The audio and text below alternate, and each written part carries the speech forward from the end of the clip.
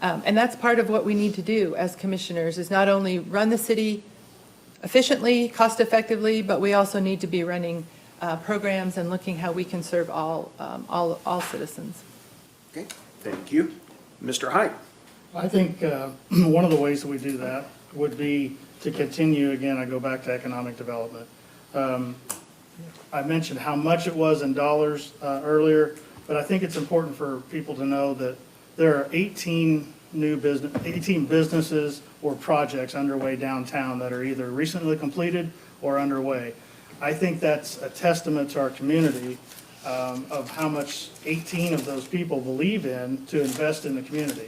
So I think if you can do that, that brings greater jobs, that brings more jobs, that brings higher paying jobs, and with increased taxes, the property taxes that those businesses will pay, that helps spread out the cost for the entire community. So as long as we're growing in that respect, that's benefiting all of us. So that's one thing we need to continue to work on, is incentivizing through the revolving loan fund to create and recruit new businesses coming to town, and current businesses reinvesting and improving their current businesses. So I think that's definitely one way we can address that. Okay, thank you. Ms. Brooks? Affordability means different things to many people. Depends on whether you're living in your means, whether your paycheck is, you're keeping the taxes down so you have more money in your wallet. Growing does not mean strangling people to the point where they don't have enough money to go around. A lot of times people are, when they're paying bills and they have money left over, who didn't I pay? I shouldn't have any money left over. That's been the thought of the past. We want to change that.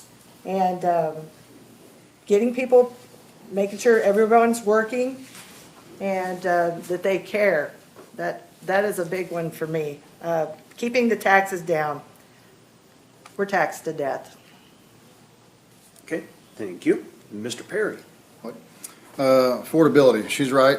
It means a little bit different to everybody in their situation, where they're financially stable, where they're not, where you're in the elder years of your life, or you're at the beginning years of your life. You're starting a new family, or you're established. I think to do that, we definitely need to get housing costs lowered and build more economic homes for startup families and smaller groups.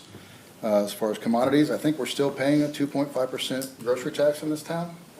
So, I mean, there's things we can do. There's lots of things that will compile. It's not just one button, one thing to change. It's several. So we need to get more efficient at where the money goes. We need to look harder at what money is going out of the city and where. And is it needed or is it wanted? And I think if we pump the brakes a little bit and focus on the city that's here now, like I've been saying, and I want emphasis on that, I think we can find a more affordable Pittsburgh if we do that. One commissioner can't do anything by themselves. It takes a whole commission to make this work. So collaborating, coming up with good ideas, workable incentives, and slowing down the outflow of all the extra money will make it happen. Okay. Mr. Burton Senior? Yeah, I mean, I agree. It's not something that any one of us can do alone. It takes the team. It takes the community. It takes all of you coming to us, telling us, I mean, you guys live this life. You know how hard it is to get by. So telling us what you think would make your lives easier, right? So listening, I think, is a core part of it as well. But I want to also, I want to echo what Don said. I think there's a lot of great work that's being done right now with affordable housing. I had a conversation with Becky Gray a while back, and she's doing a lot of amazing work out through community health on getting more affordable housing out there. So I think part of it is definitely supporting the ongoing efforts that are taking place in our community right now. It's also, again, going back to zoning reform, making it easier to build more affordable housing, making it easier to create new child care providers, and just making sure that we're connecting people who are interested in being child care providers with the resources that they need. There's a lot of hoops to jump through. There's a lot of startup costs that we can help with. And so just making sure that we have resources for people who are interested in getting involved in tackling these problems. And then, I think in general, it is a transparency thing for me. I think it's true. Running a city isn't cheap. And that means that sometimes we will have to raise some taxes in order to continue to provide the amazing services that we all rely on. I think it's just important that the city makes clear that if we're going to raise taxes, we're being very clear on what this money is going to and why it's necessary and how we plan to offset the burden that might be placed on working families. Okay, thank you. And Mr. Harris. Absolutely. I think the current economic development paradigm that the city of Pittsburgh has is using our economic incentives, our leverage, to secure investment from big business. And there's a lot more than that. It's not so black and white. And this is really important for our town to continue to grow. As Stu articulated, we have amazing returns on small investments, and that's wonderful. But we need to make sure that the people in Pittsburgh that essentially whose property taxes are being subsidized for these developments are not getting left behind. And so this, to me, means that we continue to encourage development in affordable housing. Right now, thousands of people come into Pittsburgh every single day that don't live into Pittsburgh just to work. Making sure those people have housing opportunities will give us a unique ability to expand our tax-paying base in Pittsburgh to generate more taxes for the incredible economic developments that we've seen without just putting that burden on the people already living in Pittsburgh now. A focus on the future is key, and there are so many unique ideas that we can bring to the table when it comes to expanding availability for housing and childcare and targeted property tax relief, or something like working with local people to draft a program to challenge the county on property tax valuations, which you can do in a 30-minute or in a 30-day window. I think there are creative approaches we need to be considering for the future. Okay, thank you all. Seeing that the time is 6:52 and we have a school board candidate forum coming up at 7 o'clock tonight, encourage everybody to stick around for that. We'll now transition into our closing statements. Each of our candidates will be provided up to 2 minutes for a closing statement, and sticking with our rotation here, first closing statement will be given tonight by you, Mr. Height. All right, thank you, Blake. Well, I think the bottom line is, posed the question earlier about the future, the 10 years. Well, let's look back 12 years, from 2013 to 2025. Over $770 million were brought to this community by someone who believed in this community. I only hope that we can achieve that same goal, if not surpass it, in the next 10 years. So, we're not going to cut services. We have dedicated city staff that do an amazing job. We want to make sure we retain them and recruit new people to take the people that are going to retire's places. And that's across the country. That's not just in Pittsburgh, but that's the workforce is a changing, evolving thing, and we need to be able to keep up with that with the city of Pittsburgh. So, I just think that with smart leadership, community involvement, and that we are so key in Pittsburgh that we rely on so much community involvement. It's amazing what we get done in our small little community of less than 21,000 people. And I think we're all proud of it. I think that shows by your interest being here. You want the best for your city. We want the best for your city, for our city. So I would be honored if you would all go out and vote on November 4th. I'm afraid it could be a small turnout. I hope I'm wrong.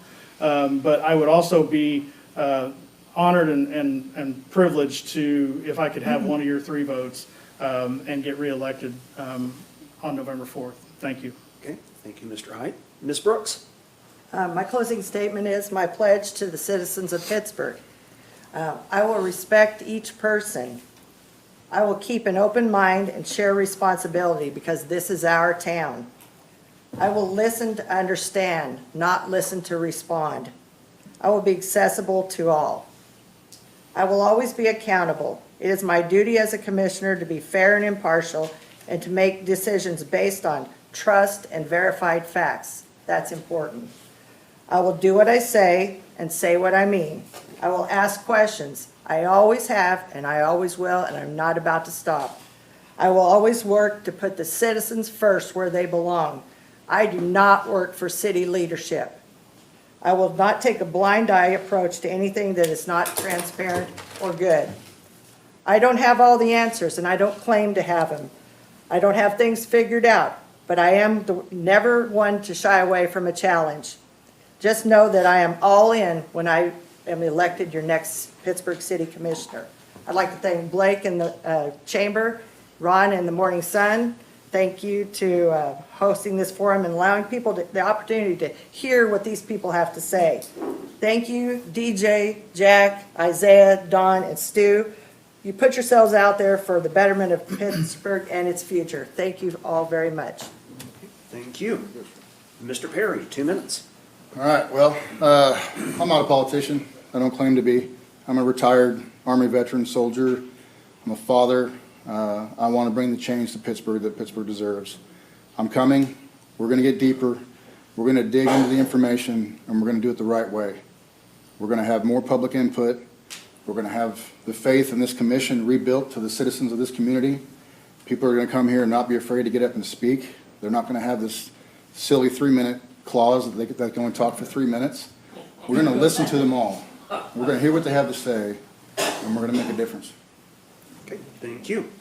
Mr. Bertensino. Yeah, one of my campaign slogans, I guess you could call it, is that all politics is personal. And I truly believe that. You know, when a parent has to choose between paying rent or buying groceries, that's personal. When a special needs kid is struggling in the classroom and not getting the education they deserve, that's personal. When someone is priced out of their home, where they raised their family, where they built their lives, that's personal. I think local elections like this are so important because they have a direct impact on people's lives. Right? Whoever we elect on November 4th will have a direct impact on people's lives. And that matters, right? And that's powerful, right? I think that is the purest form of democracy, that we, the community, get to shape our community and we get to shape each other's lives. I am running because I care about people, right? And I care about Pittsburgh, and I want to make a difference. I'm running because I want to build the type of community I want my kids to grow up in. And I'm running because I want to be able to look back and say that I gave back to the community. And I'm hoping to inspire other young people like myself and Isaiah to get involved in the community, to run for office, to put yourself out there, and to give back to your neighbors and to your family and to people who care about you. And so thank you for you guys for putting this on. Thank you to everyone who was up here tonight. It was amazing. I think we have truly an amazing slate of candidates here. And yeah, we have our differences, but in general, I think we are all committed to solving the same problems. And I would be honored to receive your vote in addition to any one of these candidates up here. So thank you so much. Thank you. Mr. Harris. Thank you. I think the question that voters are being asked on November 4th is, of course, who do you want to represent you on the Pittsburgh City Commission board? And for me, that question is deeply personal because of the experiences that I've had growing up in this town. I want a commission that I know I can trust to represent the people of Pittsburgh who have struggled, because I have. I've lived in this town all my life. I've experienced living paycheck to paycheck. I've experienced homelessness. I've experienced the pride that you feel for working for every single thing that you own, and the fear that you have that you might one day lose it. I am running to make sure that the people of Pittsburgh have that exact same opportunity, to be able to work for the things they have and not be afraid to lose them. That's all I have. Thank you. Okay. Ms. McNay. Sure. You know, several of you mentioned that, I think your mother's worked at Superior. That closed in 2008, and that was a loss of 600 jobs, and that was devastating to our community. And our city leaders looked around and they said, we can't have that again. And starting in 2013, excuse me, city leaders, not just city manager, but city leaders worked to have a more broad spectrum of sectors that contribute to our economy. And right now, we have multiple sectors. If one sector has a little bit of a dip, there's a balancing because we have other industries, healthcare, education. That's been deliberate and specific and strategic. And that helps us to where we are today. We are a resilient community. We've always been resilient when things have happened. And I'm really proud of Pittsburgh. I'm proud of where we are right now. Housing, we've added childcare. The commissioners have input into the budget. It's not a city manager budget, it's a commissioner budget. We have 5 or 6 opportunities to look at the budget and determine what we want to vote for. Pittsburgh is doing great, but we do have opportunities so that everyone can have the benefits of what we're doing. And the city really has they've expanded their lane. They are working with agencies, they're enacting programs such as the Pathways to Hope to help people that are unsheltered. We have a broad spectrum of what we're trying to do in our community, and that includes all of the things we've talked about today. I feel very passionate about Pittsburgh. I think I come to the commission with a lot of experience, and I would appreciate your vote on November 4th. Whether or not I win, I will continue to fight for Pittsburgh and be involved. And again, I think it's very heartwarming that we have 2 young people, because we need to foster the next generation. All right, thank you. I hope our audience members will give our candidates a big round of applause.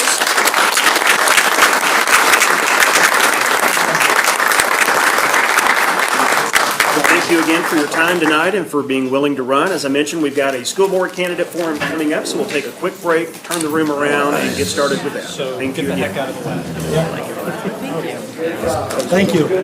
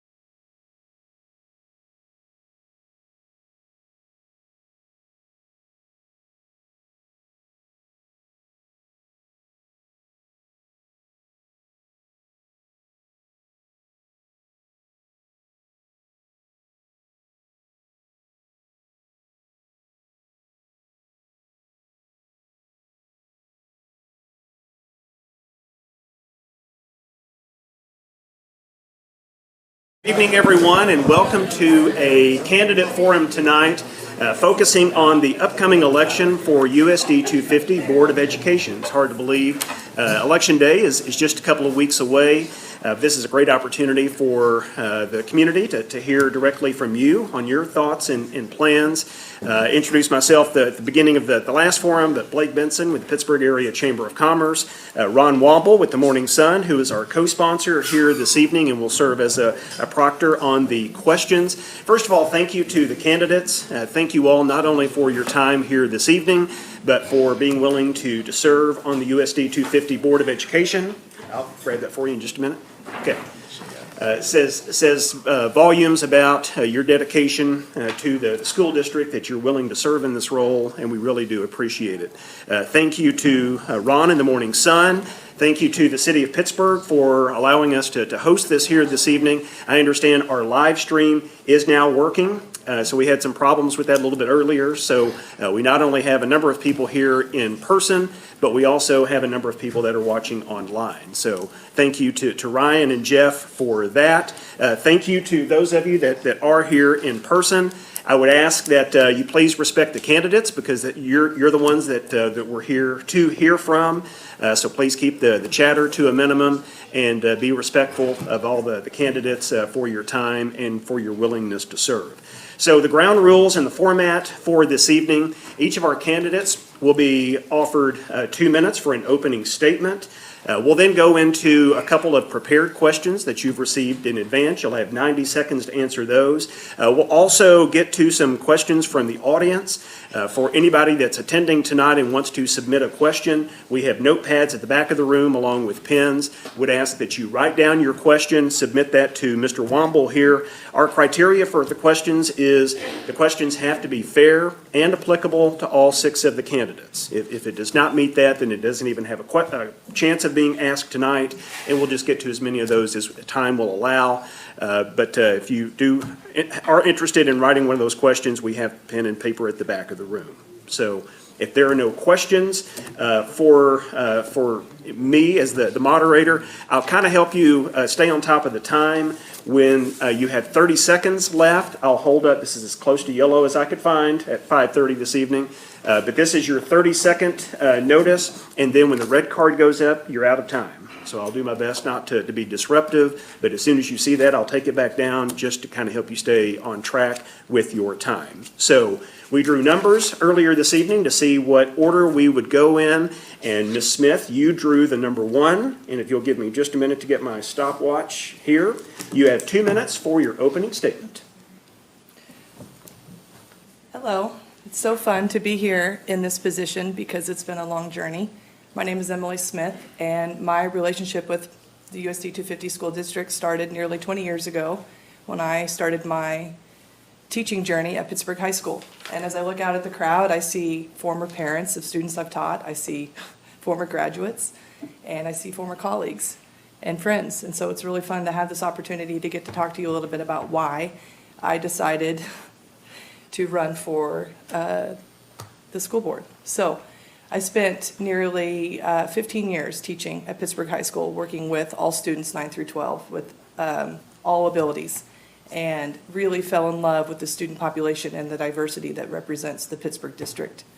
And I also had the unique opportunity throughout that time to own a small business that hired some of the students that went through our programs, such as the Career and Technical Education Center, that is a group project amongst many schools in Southeast Kansas and other area organizations that throughout the years that I taught at Pittsburgh High School, we fought continuously to shine a light on as one of the many different opportunities that are available to the diverse students that are in Pittsburgh High School.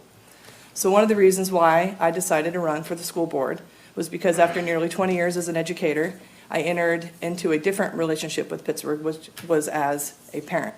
I have 4 young students that started their journey with Pittsburgh at the Family Resource Center and spent nearly we did spend a decade as patrons of the center.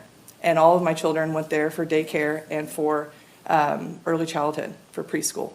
And now they're all 4 at Lakeside. And it's the only year they'll all be in the same building. But because of that, and my vast experience with working as an educator and now as a parent, as a lifelong member of this community, I feel like I bring a very unique perspective and skill set to really kind of enrich the community and to build upon a lot of the success that has already been established within Pittsburgh. So thank you so much for being here tonight. I'm really excited to hear what everybody has to say and to answer your questions that you have. All right, thank you so much. Ms. George, you have 2 minutes. Hi, I'm Emily George.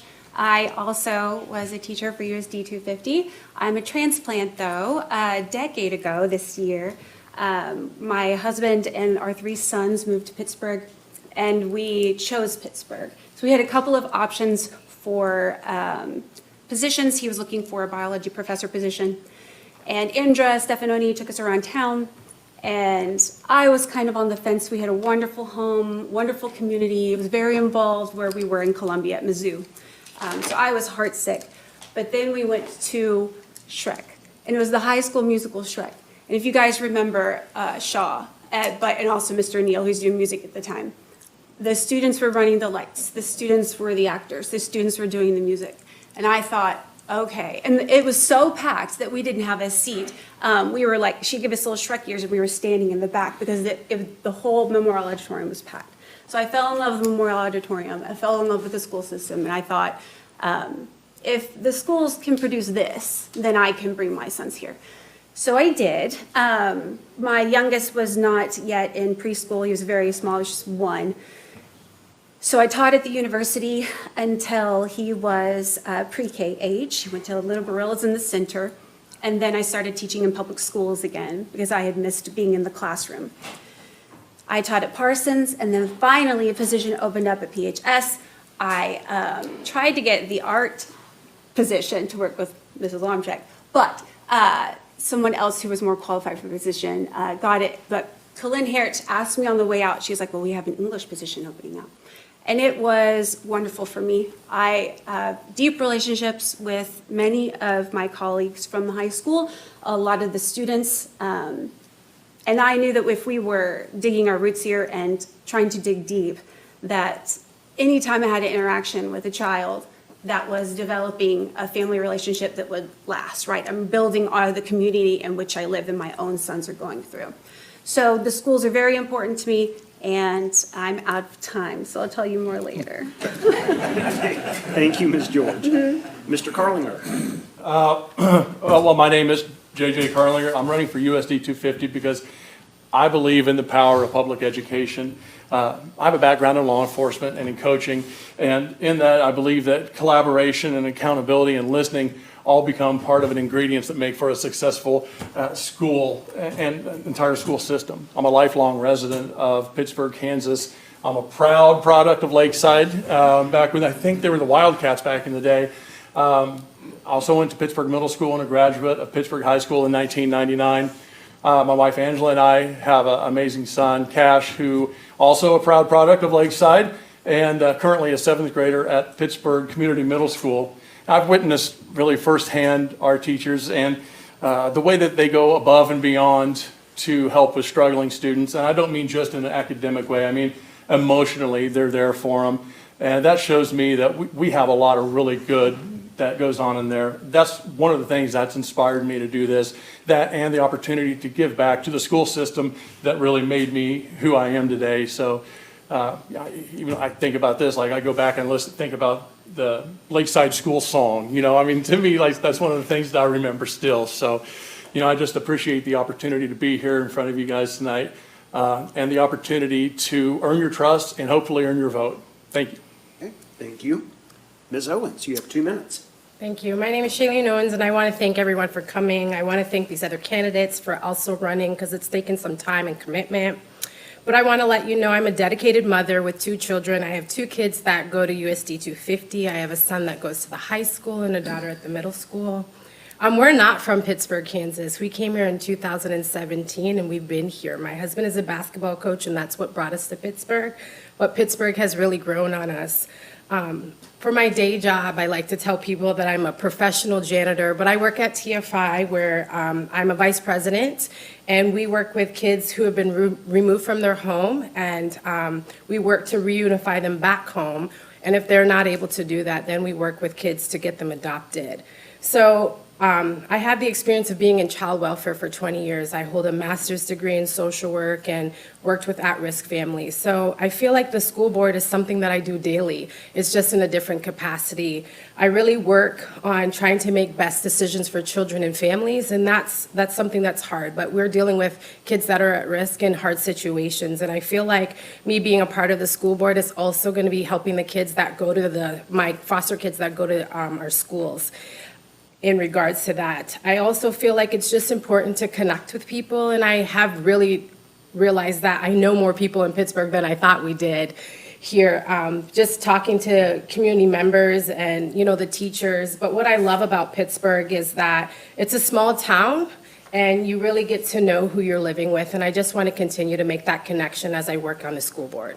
Okay, thank you. Ms. Miller? Hi, my name is Ruth Miller, and I'm running for USD 250 School Board. I have lived in the community area for 29 years. I came in '96, and I spent 15 years in USD 250. I was the principal at Westside Elementary and George Nettles Elementary.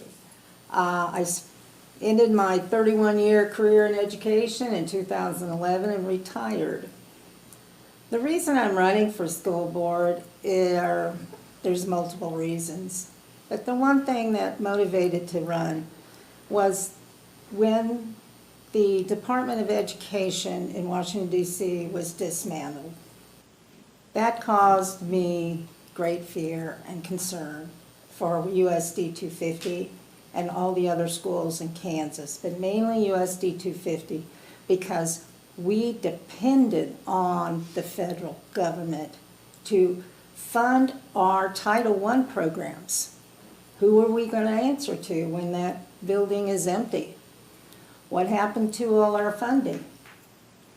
My kids, when I was at Nettles and at Westside, depended on that money to make the education equitable so they can move on forward and make great gains just like everybody else. Without that money, it becomes very, very tough. I also felt like with my 31 years in experience in teaching and administration, and especially being in Pittsburgh for 15 years in 2 different elementaries, I have the knowledge that it takes to create one really good day in school. And I know the systems that all have to intertwine and work together. And it's not just the teachers in the classroom and the superintendent in the office. It requires the bus drivers, the staff. You have to have everything working up and running. You have to have all the safety guards on. You have to make sure everybody shows up where they're part-time and make sure they've got what they need to do the job. Because everybody working together, I'm gonna have to stop you especially there. the staffs, Yeah, I'm gonna have to. The I'm gonna classified, have to wrap is you up, that it? Ms. Miller. Yes, it is. Thank you. They do It's a good amazing. job. It's amazing how quickly 2 minutes goes by, right? sorry about that. No, no worries. Mr. Painter, 2 minutes. Hi, my name's Mickey Painter. I was, a little background on myself, I was born and raised here in Pittsburgh. I was raised in a single, my mother was single and raised 4 kids. And so I found school kind of as an outlet for me. I loved school. I just got excited every day I went to school. So USD 250 has been really transforming for my life and how I've shaped up and developed just with the teachers I've had over the years.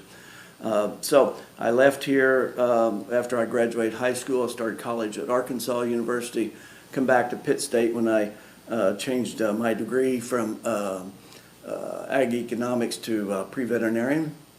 So I wanted to go to vet school at K-State, so I moved back to Pittsburgh so I could be a Kansas resident and get in easier that way. So I moved back to Pittsburgh, lived here for a year and a half, took classes at Pitt State, as many as I could until I had to move to K-State up in Manhattan and finish my prerequisites up there. So I was at K-State for 6 years, graduated Department of Veterinary Medicine with a doctorate degree, left K-State, hated to leave there because I grew to love that community and went to Las Vegas for a number of years. And my wife is a veterinarian also, and so we was looking and trying to decide, we knew we didn't want to stay there for a long time, so we decided, what are we going to do? So we looked around and obviously we eventually decided to come back to Pittsburgh, to our hometown. because I'm a big believer in, it's awesome to see our kids go off and become educated or whatever training and learning they do, but to be able to come back and pour in our community, I think is vital. And so we wasn't sure how it's going to work out, but it's worked out great. We raised 2 children here, both graduates of Pittsburg High. They're both in college. One's working on a PhD program now. One's pre-law, about to go into law school. So why I'm running for Pittsburgh School Board again, this will be my 3rd round if so elected, is I love education. I've had 9.5 years education, and so time's up, but I want to continue to serve in that capacity. Okay, thank you all.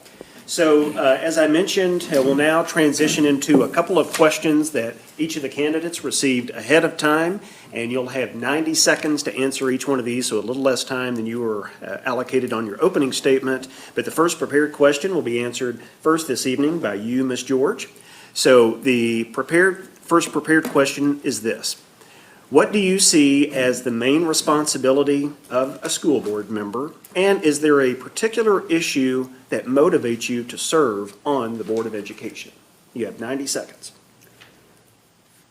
I think that the main responsibility of a school board member is to listen to the community and the values of the community and the values of the school, and to take that into consideration. Also, I've attended all of the school board meetings since deciding to run, and a lot of what they discuss are the budget. So I have also been a small business owner, and I know how to balance those needs. Also very much like statistics, so I love it when they talk about data, and I'm wishing I could speak, but I'm in the audience and not a member yet. But I feel like they are doing their best to balance the needs of the school within the constraints of what they're allowed to do. So I think to be a school board leader that you have to ultimately be someone who is adept at collaboration, who's willing to collaborate with other people.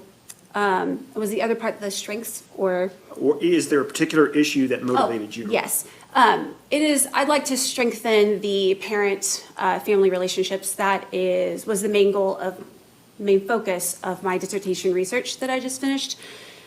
I feel like the families are so rich in our community and the teachers are so rich in our community, and we need to strengthen that bond. The more we can strengthen the family tied to the school, the fewer behaviors we'll have, the more success we'll have overall in our community. And I'm out of time again. You're good. Every time. You're good. All right, Mr. Carlinger, main responsibilities of a school board member, and is there a particular issue that motivated you to run? Okay. I think the main responsibilities are setting the goals, the vision, the policies of the district, as well, obviously, as overseeing the budget. Board members, they work best to support students and teachers in aligning the needs and priorities of the residents that we serve. And not just the teachers and the students. We want to take it all to, whether it's the cooks, whether it's the custodians and the bus drivers. All of these people are really working their hardest to do the best for our students, and we need to make sure that they get the support that they deserve. As far as what motivates me to do this the most, I guess it would be just the fact that I'm the product of your school system, folks. So I hope you're okay with it. But I love this. I love the school. Our family forever has bled purple. So that's basically what it's been for me, is to give back to something that's given me so much. Okay, thank you. Ms. Owens. I think one of the major responsibilities of a school board member is to make sure that we are making decisions, what's in the best interest of the student, and what are the long-term effects about that. I do think school board members are supposed to monitor and make sure that we're using federal dollars appropriately, but also making sure that, the budget's intact. And if we're gonna have to make, as we know, budget cuts are coming, we're gonna have to do that. But also to hold, hold our standards. We're worried. I can tell you one of the reasons I'm running is because I'm worried about the educational standards and how Kansas continues to decrease them and move them, and our kids are not being held to the high standard that they should be. And I want to make sure that our kids are being prepared to go out there and be good citizens, but also have the education that they need to do and be able to strive. And so I think it's important as a board member to hold them accountable to what we're saying, but also listen to learn, right? To build those connections between teachers and the board and the community, and making sure that we are doing what's in the best interest of children and families. Okay, thank you. Ms. Miller, 90 seconds. I believe every board member's responsibility is to ensure that every decision we make as a board, whether it involves the budget, the curriculum, school policy, and safety, that we do it that in the best way, and that make sure that we do not impede student learning with our decisions, that we maximize student learning, that all our decisions are focused on what the outcome will be for student learning. Schools are about learning. That's what they are. And learning doesn't just mean textbook. It also means curriculum and instruction, teacher staff development, funding. Funding is a big part of education, especially when it comes to special ed, and providing equitable education for all students. You still have 30 seconds. Oh, thank you. So that's what my interest is. That's what I believe a school board member should be. We should be focused on the student learning, and our budget decisions need to be really investigated, and before we make that decision, to make sure we're making the best decision for student learning. Okay, thank you. Mr. Painter. Well, I've always said, and most of the current school board members know this, that our main responsibilities is to set policy and to oversee and work with and evaluate the superintendent. That's our two main things that a school board member is responsible for. There's many other things as has been listed here by the panel that we do. We don't make up the budget, but we oversee the budget. We vote on the budget. But the funding part, that all is handed down from the state. And I'll get into that when we talk about the strengths and challenges that we're going to face in coming years. So, but budget, funding is going to be a big problem in the near future. As the way on the pace that the state of Kansas is on as far as funding goes. So we're going to face some challenges there. But so responsibilities of the board is to set policy, evaluate the superintendent, work with him. And then the other thing I think is very, very important is to listen to community members. And because we will hear things from community members that people aren't comfortable talking to a superintendent or assistant superintendent about, or even maybe sometimes the teachers.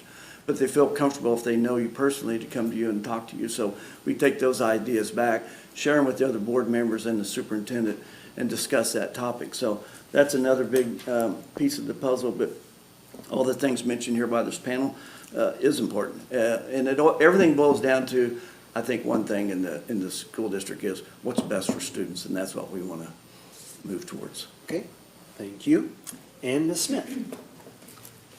Yes, as an elected official, I think that it is very important for the board members to listen to all of the stakeholders as they are trying to decide the policies and to provide support for the leadership. But also, I think something that has been lost over the years is that tradition or kind of what has become precedent is that the community and a lot of times the parents are heard a lot by the board, but sometimes the staff and the students are lost in the mix, and they're a huge part of the equation as well. So I think it's important that all stakeholders have equal input while the board is trying to make those decisions as they balance out the want and the needs, and also with the limited resources that are available. And then for the second half of the question, a few of the reasons why I decided it was important to run for the board was because I feel like over the years, Pittsburgh has always had a very strong, very quality teaching staff. And yes, while there are fewer students choosing to major in education in college and to pursue the craft of education, I think that over the years, the district is really struggling to attract and retain quality teaching. And so I think that needs to become a focus, because in addition to that, in some areas, our population is declining. And if our numbers decline, that impacts our funding, and we're going back to the same situation where we're dealing with limited funds. So quality staff retention, also ensuring providing best experiences in the classroom and outside of the classroom, because it's important to provide strong extracurricular experiences. In addition to that, ensuring all the populations have what they need through adequate resource population or allocation, so they have what they need to be successful. Okay, thank you. Our second prepared question, I think I mentioned we had two. We actually have three. So this will be question 2 of 3 that the candidates have received in advance. Will be answered first this evening by you, Mr. Carlinger. What would you see as 3 strengths of our district right now? One of the first strengths that I'd like to point out, and you'll hear it over and over again tonight, is the quality of teachers that we have. Not just the teachers, but the support staff as well. When you have a real conversation with them, you can tell the way that they care for the students. It's inspiring to me when you have that conversation and you get a feeling of how much they really do care. We are blessed in this area to have the teachers that we have and the support staff that we have. The second one, I would think the student achievements that we've seen. We've had students that have gotten scholarships to MIT, other prestigious schools. We have a state-ranked debate team. Like we've talked a little bit about, the drama program that we have is just absolutely amazing. And then, of course, the way we've performed on and off the field in sports, I think that's commendable as well. The third one would be our community partnerships that we have. We're lucky to have the university to be able to partner with them. I think the city of Pittsburgh does a good job of partnering with the school as well. And then, of course, our different groups that we have. So just groups, business groups, and other civic groups. I think those are the 3 strengths that have come out to me the most. Okay, thank you. Ms. Owens, 3 strengths of the district right now. I want to talk about diversity. I do think that this USD 250 is made up of diversity in regards to, like, when I think about that, we offer clubs, sports. There's a lot of things for our kids to be involved in, but also I think it's important for other kids to see kids that look like them, and I think that's very important. I also think I agree with the longevity with the teachers and the retention. They connect with the students and they make them feel loved, and I think that's also important. I also think too that the community partnerships are very important. You see that the community stands behind. When you go to a Friday night football game, you see all of the community here, and I think that's also important, and it's a strength. But the other thing I think is important, it's a safe environment to send our kids. And for me to go to work every day where I'm seeing kids that are not in safe environments, I like to know when I send my kids off to school first thing in the morning that they're in a safe environment, and I get that here at USD 250. Very good, thank you. Ms. Miller. I think the community and the board have a good relationship. The community has vested lots of money in bond issues into building good facilities for our kids to go to, and over the past 30 years. And I tell you, when 2001 came and we passed the first one and Westside had to move and then we had to move back, the kids, when they came into those 2 buildings that were finished, were just, they couldn't talk. They were so happy. They couldn't believe they got this beautiful school to go to. And they appreciate it as much as the rest of us. And I think that says a lot about our community. Our facilities are good. The second thing I think we do, we have excellent grant programs and grant writers in the district. Some are teachers, some are administrators. And if we could keep them going and maybe even expand on that and bring in community people that have written grants and do well in writing grants, that will help fund the budget. Also, I think we have an excellent professional and classified staff. They continue to collaborate and bring about good school days for all kids. And then the tech programs at MS and middle school and high school, our fine art programs in every school. And we used to have a school to work program, and I met many students over the years, and they appreciated that program very much. Thank you, Ms. Miller. Mr. Painter, 3 strengths of the district right now. Well, it's a bad thing about going later in line here, but everybody's mentioned most of these things. So, teachers, I been asked that question. I think teachers definitely, and the staff, and all the support staff and everybody involved as bus drivers and janitors. I mean, it takes everybody to run this district. And we couldn't do it without them. You know, teachers are great and they're working very, very hard, and they work, it seems to me like over the years, it's a lot different from when I was a kid growing up, but they work under more difficult situations today, it seems like, than they used to. And we can go on about that sometime, but I'm very proud of the teachers that we have. I'm very proud of the dedicated staff that we have. So I think teachers is a great strength, and I think right now we have a great superintendent, and we're working and they're collaborating well together, and I think they are forming more trust in each other between the administration and the teachers. So I think that's a great thing. I think we offer such an abundance of opportunities for clubs and different things, sports, whatever it may be, in our school district. We know that statistics have shown that if a student is connected with even one group, maybe a gaming group, it may be theater or debate or whatever it is, they are more likely to stay in school and graduate. So we have a lot of opportunities for students in that area. Third thing, real quick, I think our connection and our proximity to Pitt State and filling those teacher roles is a huge benefit for Pittsburgh. Thank you. Ms. Smith? Yes, so I think there are several, Dr. Painter touched on this, going later, it makes it challenging because everybody's talked about many of the wonderful things that are within USD 250. On our diversity, of course, our population within itself, but also the teaching staff. There are many wonderful teachers and our support staff that bring so many different strengths to it. But in addition to that, with their strengths are the opportunities that are available to students. We've talked a lot about the extracurriculars and the athletics and things like that and fine arts, but also the CTech Center, but then also the college credit through the dual college credit program, and then also the online program for students. Sometimes we have some students can graduate with almost 40 hours in college credit. They're entering school as a sophomore, which saves them a lot of money. But sometimes there are a lot of students that don't know about those opportunities. So I think also tying that back into staff and being able to expand awareness helps with those things. Something that hasn't been mentioned, though, that I think that we have that is very strong is that we have beautiful facilities.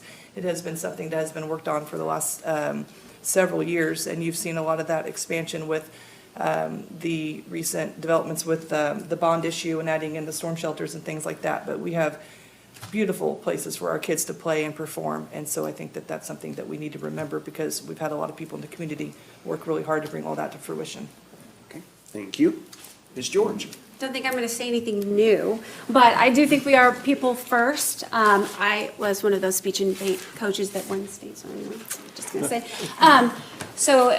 And I agree with what Dr. Painter said, that it's our extracurriculars and our clubs and after-school programs that sometimes are the lifeline for our students when they're being involved. But many of those clubs are run by teachers who are not paid to do so. Sometimes they are, but sometimes they are not. And they're just doing it out of the love of their own heart for the service and to build community within the school. So I feel like our teachers are doing an excellent job, and that is probably the main thing.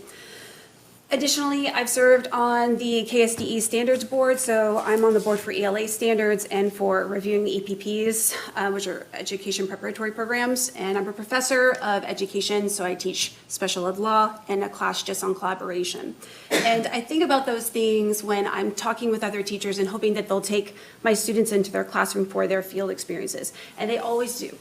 And you should hear the things that my teacher candidates say about the teachers and how wonderful of experience it is, including that the resources we have that were already stated.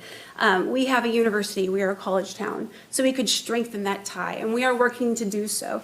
I've been working with Connect Ed downtown, and going to start a summer camp for high school students who would like to be teachers, and just keep building that cyclical pathway of education and community involvement and feeding back into it. So hopefully we can strengthen the community that way to already enrich what we have.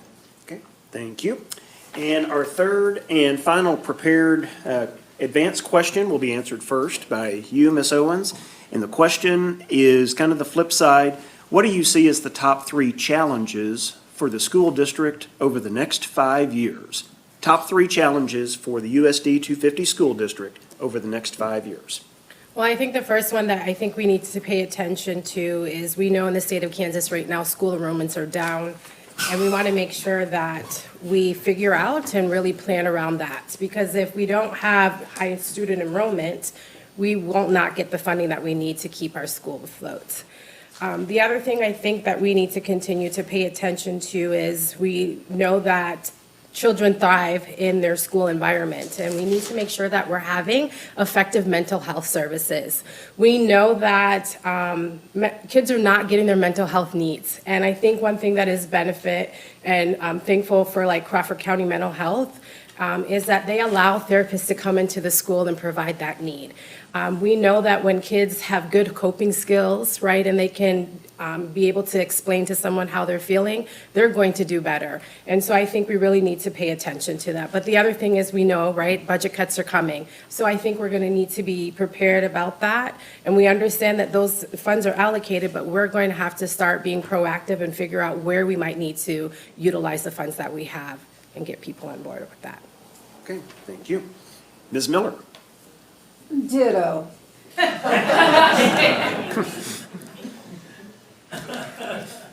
I think one of the biggest things will be funding and trying to find the funds, especially when next year rolls around. With a hit by the feds and the state, and with special ed not being funded like it needs to be, so those kids can have equitable education and the services they deserve. I think we, like she said, we need to reach out to the community. The mental health programs that we have in our schools are excellent. They're well done. They've always been good. And when I was working on the coalition with Sandy Horton, our former sheriff, we had several agencies come in and work side by side with us and the teachers with helping parents help their kids and help us help their kids. And that closed the gap on a lot of problems with that student and learning. The final thing is we're going to need to work on our community skills, and the community is going to need to have to work with us because that budget cut hit is going to be big. And they are going to have to, the public is just going to have to come in and help us. And we've got to utilize them. And that's what I say. Thank you. Thank you. Mr. Painter, top three challenges for the school district over the next 5 years. Well, Shailene mentioned one of them, well, a couple of them's been mentioned here. One of them is enrollment. This school year, we are down 100 students overall from last school year. And what that means to USD 250 is about a $600,000 decrease in state funds coming to us, but that'll affect us next year. So next year, we're really going to get hit with that. So some of the top challenges I have, it really has to do all with money. Money for special ed is taking a big hit.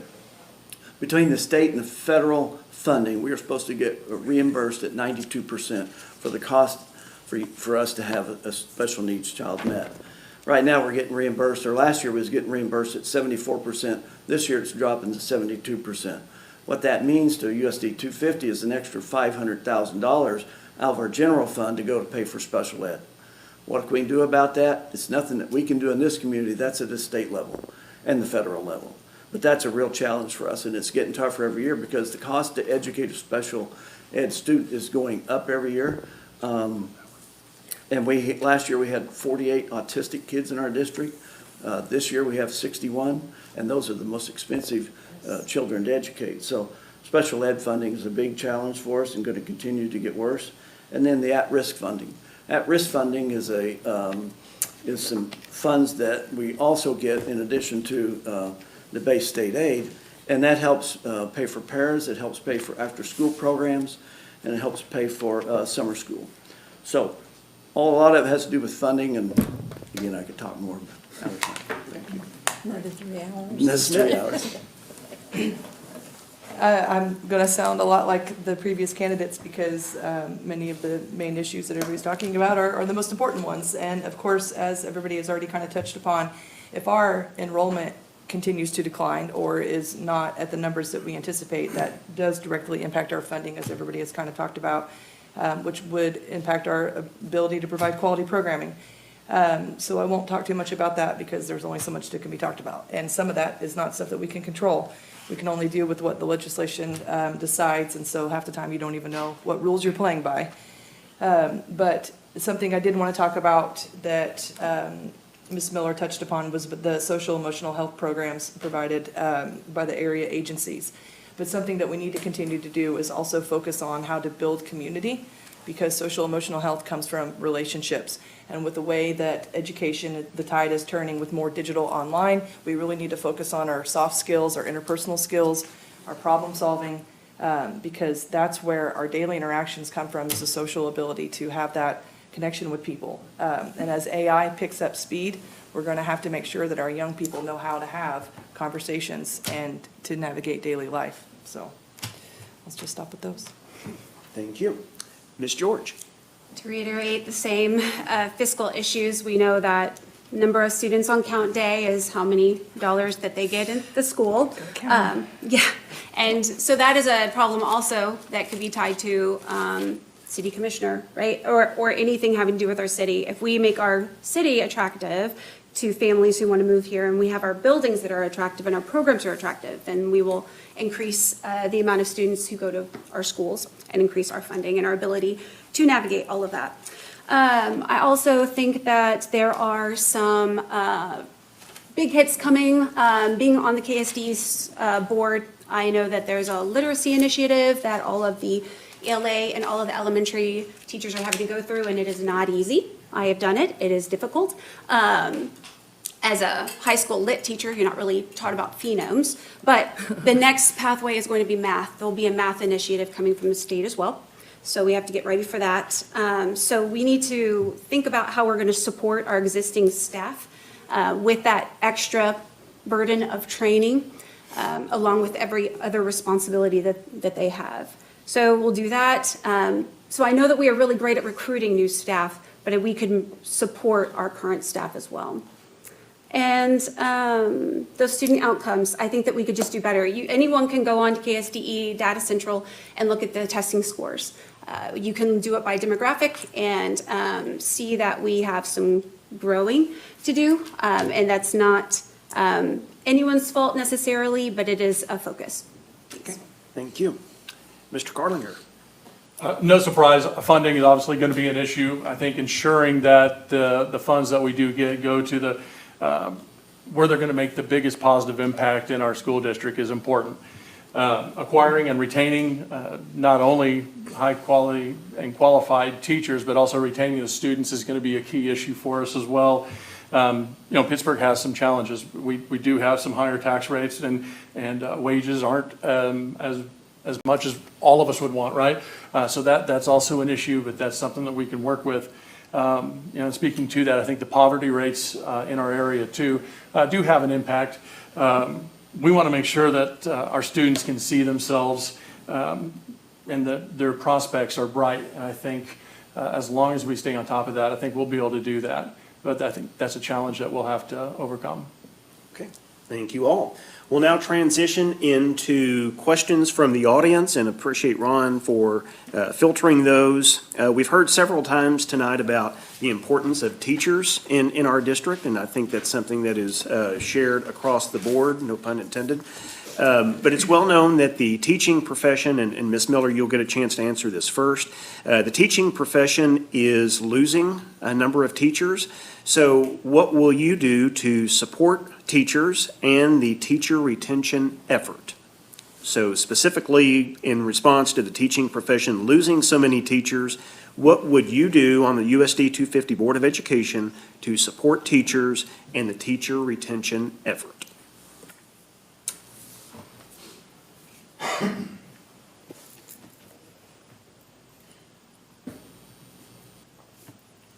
I would definitely take a look at the budget and see how we can expand the staff development, because staff development is pretty much everything for a teacher or any employee in any business. You got a problem with students that aren't behaving correctly. You got a staff development program that isn't being consumed by two other teaching training, that we need to increase that funding then, because there are more than problems that are intervening with maximizing student learning. I think we need to add the also bring in community programs to help the teachers, educate the staff, develop new things going into the classroom. I also think we need to work with PSU and see if they can come up with a program that would pay teachers to be mentors for new teachers. That is a good program.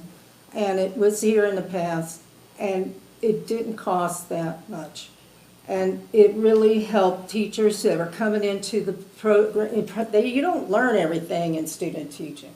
So when you get in and you work with students you never worked before, you don't have any answers. And when you don't get to go get trained or have somebody to go to ask for help or how to do it, handle the issue, you're just lost. And you don't like that feeling. Not when you want to be a teacher. Thank you. And that indicates we need to do more for them, Okay, all the way thank you. around, because Thank you, without Ms. Miller. them, I'm gonna have student to- learning won't happen. Ms. Miller, thank you. Thank you. Right. Mr. Painter, what would you do to support teachers in the teacher retention effort? Well, so, each year, at negotiation times, we always look at the teacher salary. We've tried to add as much to the base as we can, which is kind of a trickle-up effect, because the more we add to the base, the more those who've been around a while, the more they make. So, salary is one thing. Everybody says we need to pay our teachers more. Don't disagree there. We do have a limited budget, just like we do in our own households. You got a certain amount of money, and how you got to choose how you're going to spend it. So it is a fine line. We all would love to give teachers more, but there's also many other areas of need in our district. So you try to size that up and decide where you're going to put your dollars. And I think that we work very hard and very diligently to pay our teachers as much as we can.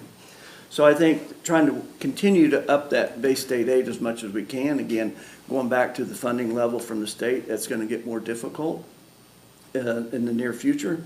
I think Ms. Miller brought up a good point. I think we've discussed this at the school board to see if we could partner with Pitt State and maybe start providing a mentorship with students who are still in high school. Maybe even get those who might be interested in becoming a teacher at a freshman or a sophomore level, and maybe working with them and providing them some incentive that if they go on to get the teaching certificate and come back and teach at Pittsburg, that some of that education could be possibly funded. So we're looking at that, but it's a real problem. Across the state of Kansas, where I think right now we're short about 200 some students. And so it's a growing issue, and there's multiple factors for that. Okay, thank you. Ms. Smith? I think this is a very important issue that directly impacts USD 250 district. And one of the reasons why is because years ago when I was teaching at the high school, if there was a vacancy within our department, originally, they would give us a list of about 25 candidates. And they would say, pick from the top 3 to 5 who we should interview for this job. Towards the end, when I left Pittsburg High School, they would have no candidates to review. And a lot of the people who are currently teaching at the high school, there's a good chance that they're not even highly qualified in the area that they're teaching. And they're possibly teaching on an emergency sub-license because they don't have the necessary qualifications. And if we're in such a proximity to all of the universities in Kansas that are pumping out all of these teacher candidates, if Pittsburgh is one of the highest paid teaching districts in the state, which it is, and we have these beautiful facilities and these wonderful families and all of these resources, and there's over a dozen districts within driving distance, why is there not a wait list to teach within USD 250? There has to be another reason, which goes to why. So it has to be the environment. We're either not providing enough support, whether that's mentorship or resources, or it's directly impacting the leadership. And so we need to go back to what do we need to do to really attract and retain quality candidates that want to be in our beautiful district. Okay, thank you. Ms. George? I don't have to be on the board to answer that question or to fulfill that question, because that's literally what I'm doing. I'm a teacher of teachers, and I am building the connections. That's my project now that I've done with my doctoral degree. So I'm helping build those connections to help train teachers that would then feed into USD 250. We're working on an agreement where if they are licensed with Pitt State, then perhaps there's some way that we can have their education paid for if they also want to teach in Kansas. And these are all questions that we've been discussing on community outreach boards, not just within the university, but with local businesses, and these things are happening. So I hope that that encourages you some. The main lack of teachers is our special education teachers. We cannot find them. They are not getting trained. There's very few who even choose to do the unified program, which means they do that dual licensure of a gen ed teacher and a special education teacher. And we're looking at why. Most of the research says that teacher attrition, why we lose them so quickly, isn't pay. And like Emily said, we are paid pretty well. I was paid pretty well at the high school. It is generally a lack of support systems. So if we can connect our teachers with those within our community, that would really support them. And I agree with the mentorship ideas. Those are wonderful. And then it is sometimes, and this is secondary, people think it's first. It's classroom management and then feeling of supports from admin.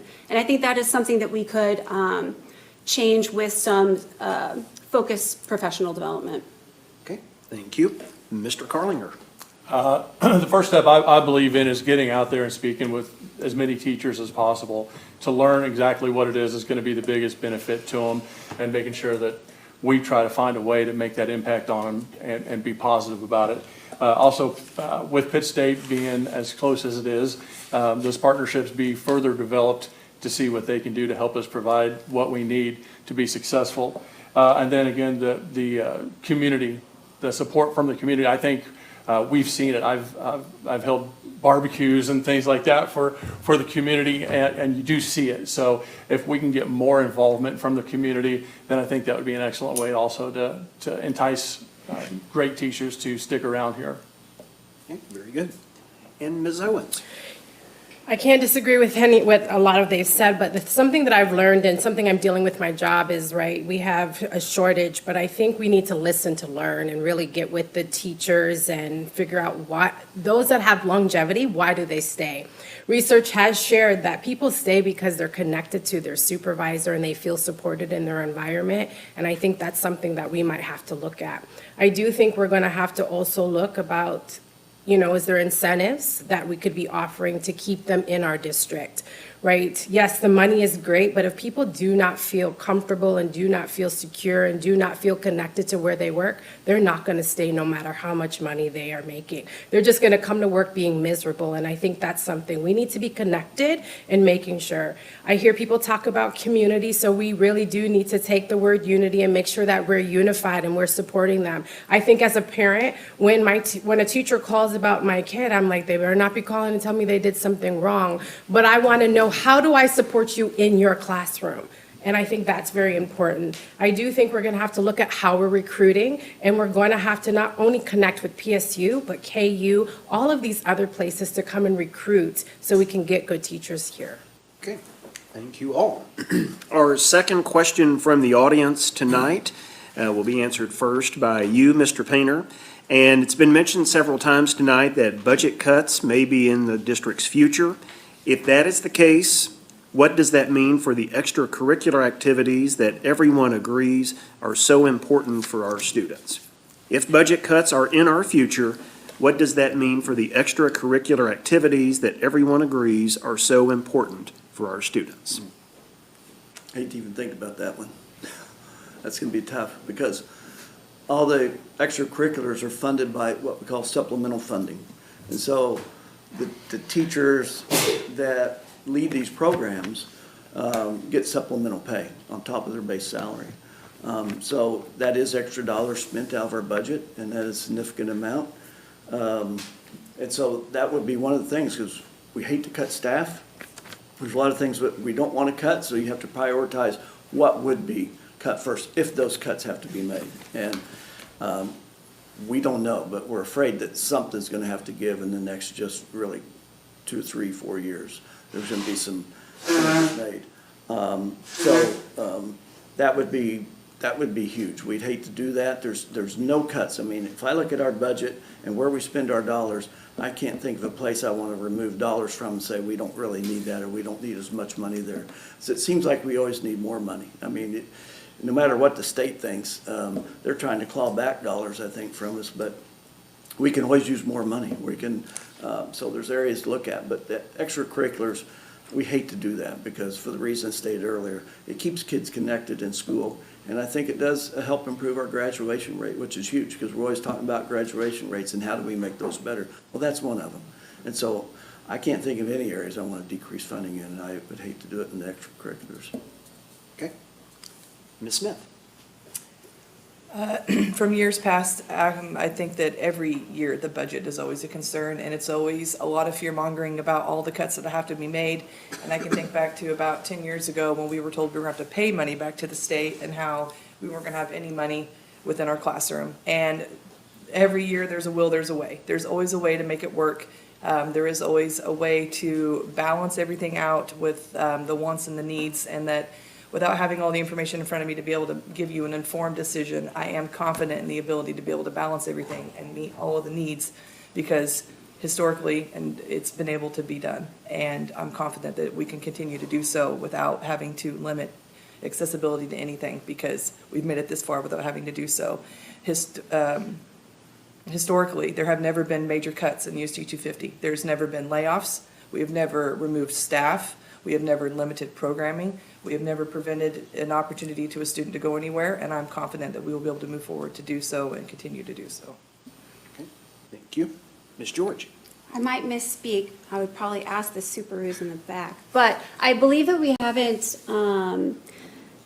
changed the budget for extracurriculars in a long time. I think it's years, a very long time. The reason is because there's many parents in the crowd. I'm sure that you know that if your child's in an extracurricular, you're doing a lot of fundraising. A lot of fundraising. So constantly fundraising. And I don't mind at all, because I know that that is a huge part of my son's schooling.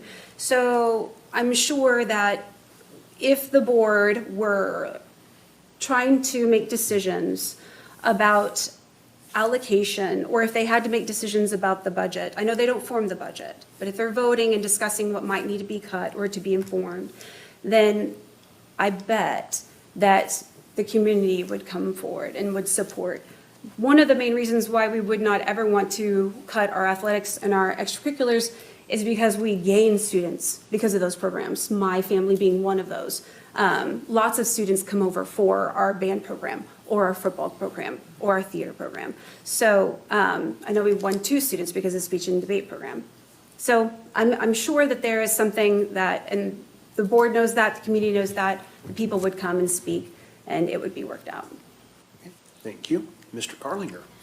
So Pittsburgh in this area, we're a tough group. We don't back down from challenges. If we're faced with a challenge similar to that, we're going to find a way to do it.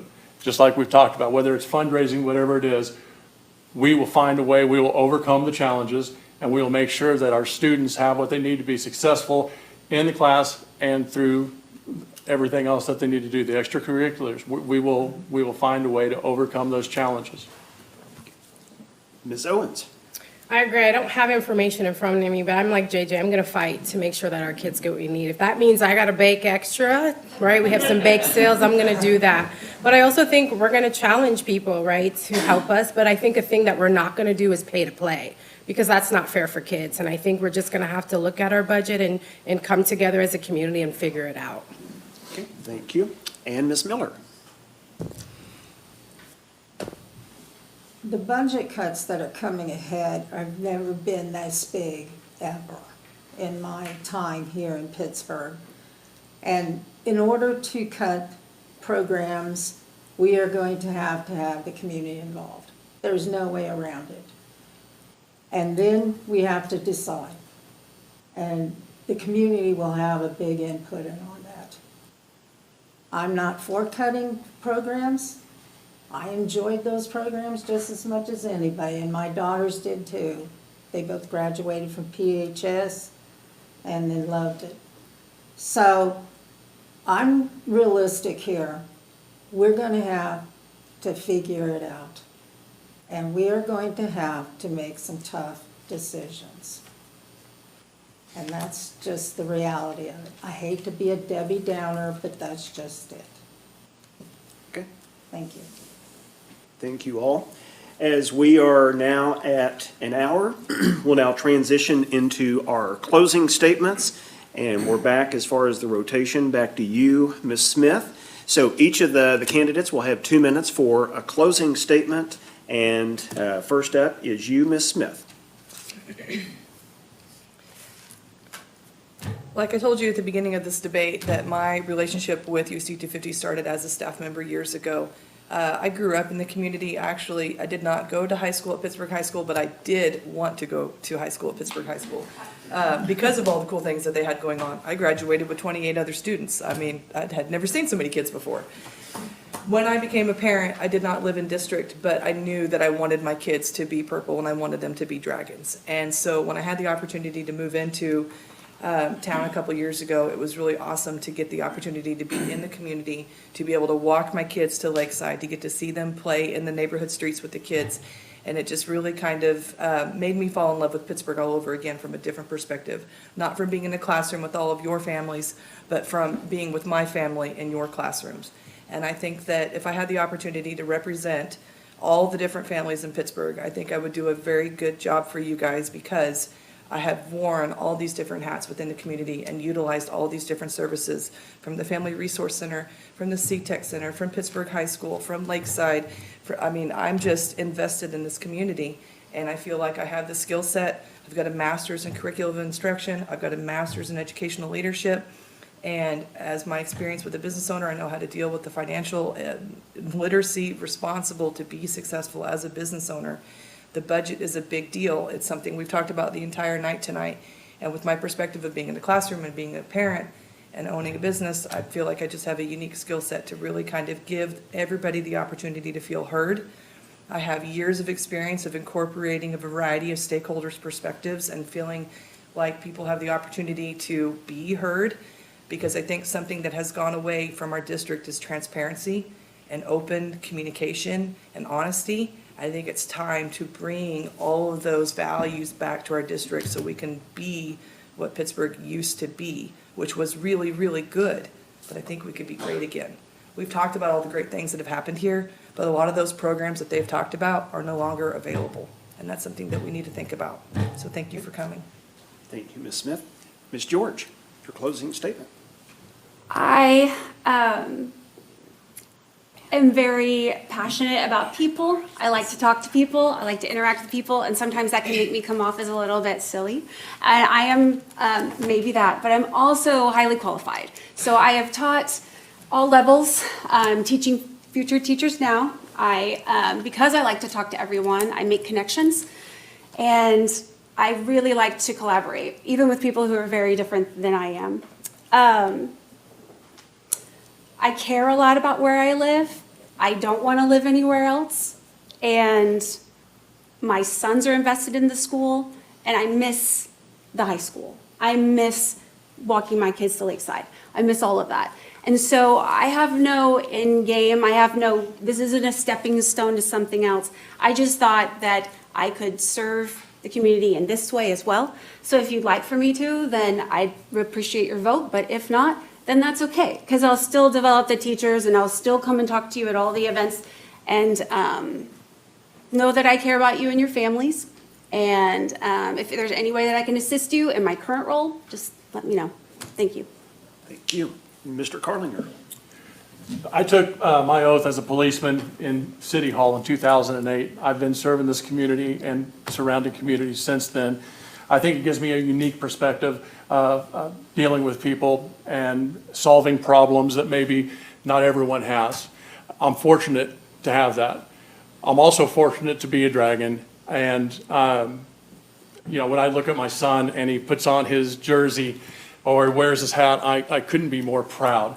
And I see the pride that he has. And I want to bring that to the entire community. I want them to, when they look in the mirror and they put on some purple, they know that they're a dragon. And I want them to have the same kind of pride that I have, that my son has, and that my wife, who is a convert from Girard, now has. So, I would certainly appreciate your vote on Election Day. Thank you for being here tonight. Thank you. Ms. Owens? I want to thank everyone for coming out, but I think what I want to share with you is what makes me different is I really understand about child well-being and what it takes to help children thrive.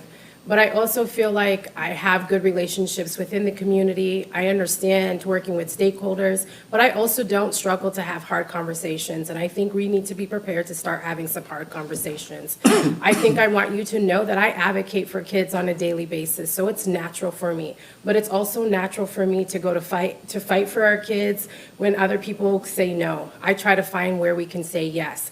I think it's important also to involve families because our families are the experts of their children and they need to be heard. And I want to make sure that I'm hearing from them and understanding them, but also speaking up for them when they feel like they don't have a voice. I am not from Pittsburgh, but I have enjoyed being here from Pittsburgh and I want to give back to the community that has given to me. I also support other surrounding areas and kids. I am for children and families, and I want people to know that I go to sleep at night knowing that every day I go to work making right decisions for children and families, and that's what I want you to understand about me. Okay, thank you. Ms. Miller? I would like to restate that my interest is all about learning, student learning, and that involves test scores, curriculum instruction, teacher staff development, and resurrecting the funding for our special needs and at-risk kids to its fullest amount. I believe in equitable learning, and we need to continue looking that way. We also need to expand other programs. We need to keep looking forward. We need to keep looking onward. These are our kids, and they're going to have to graduate and go get jobs. I don't know about you, but I don't want my kid coming home when they're 55 and saying, can we move back in? And you laugh, but how do you know? And I think our community, with all my experience in USD 250 as a worker and as a participant in this community does love its public schools. They have proven that time and time and time again. And the community agencies, they're ready to roll.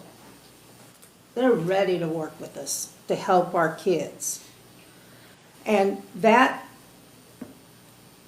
thing you talked about, not thing, but the relationship between families and the schools starts in the schools.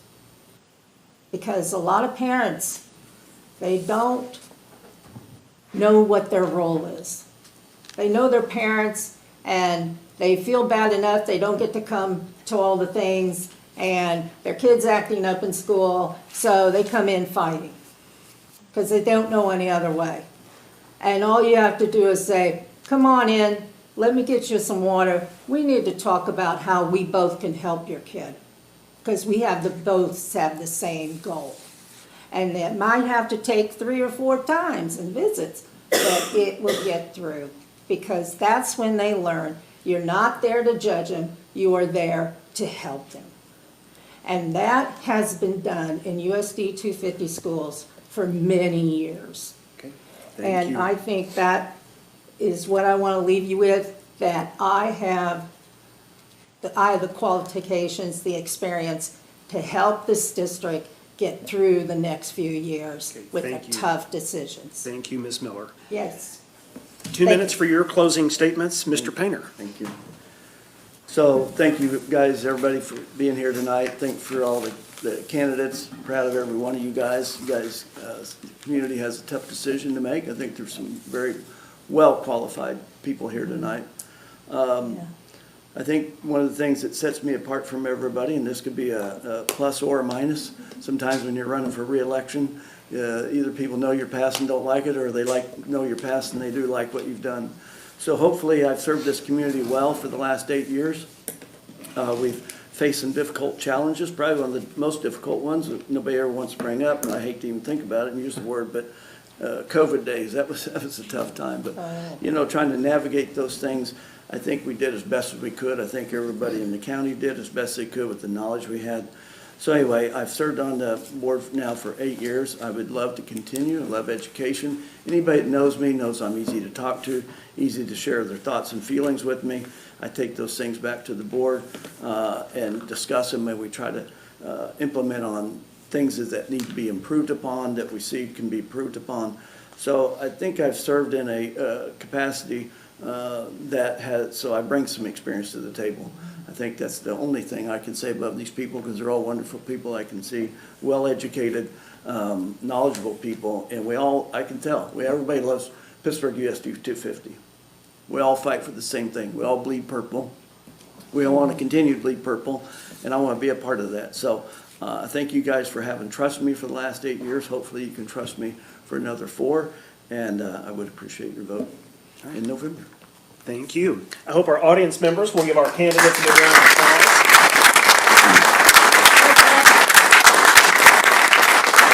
Thank you again for your time tonight. Thank you for your willingness to serve. Thank you again to the Morning Sun for helping make this possible. And of course, thank you to the city of Pittsburgh. So Election Day is coming up on November 4th. I encourage everybody to get out and vote. With that, we'll wish you a great evening. Thank you.